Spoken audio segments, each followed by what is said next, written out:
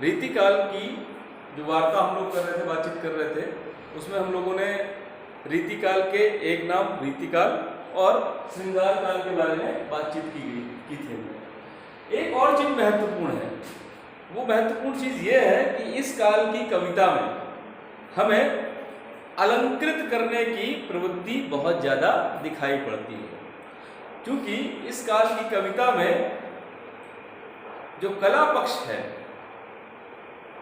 रस, छंद, अलंकार, रीति, गीत, ठीक है, और श्रृंगारिकता, ये सब दिखाई पड़ते हैं।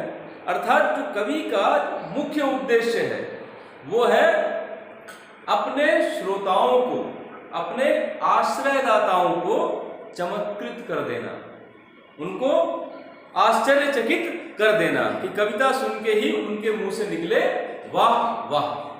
ठीक, तो इसीलिए जो चमत्कृत करने की जो पद्धति है वो किससे आती है सामने निकल के?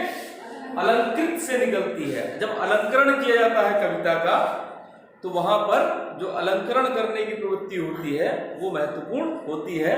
इसीलिए बहुत सारे विद्वानों ने रीतिकाल को अलंकृत काल भी कहा है। ठीक है, अलंकृत काल कहा है। और इसके अलावा श्रृंगार काल भी कुछ लोगों ने कहा है। और चूंकि इस काल के जो कवि हैं उनकी प्रवृत्ति क्या है कि भूषण बिनु न विराजई, भूषण आभूषण, कविता वनिता मित्र, कि आभूषणों के बिना स्त्री की और कविता की कोई श्री या कोई सुंदरता नहीं होती है। इसीलिए अलंकरण महत्वपूर्ण चीज है। ये भक्ति काल के उलट है। वहां पर जो सात्विकता थी, सादगी थी, वही श्रृंगार थी।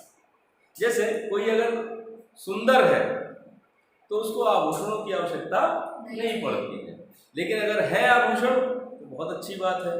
तो ध्यान किस पे होना चाहिए? जो प्राकृतिक सुंदरता है।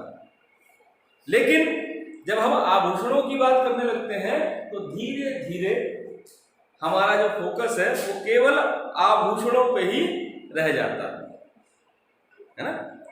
आभूषणों पे ही सारा का सारा ध्यान रह जाता है। फिर जो उसकी वास्तविक सुंदरता है, आत्मिक सुंदरता है, मन की सुंदरता है, विचारों की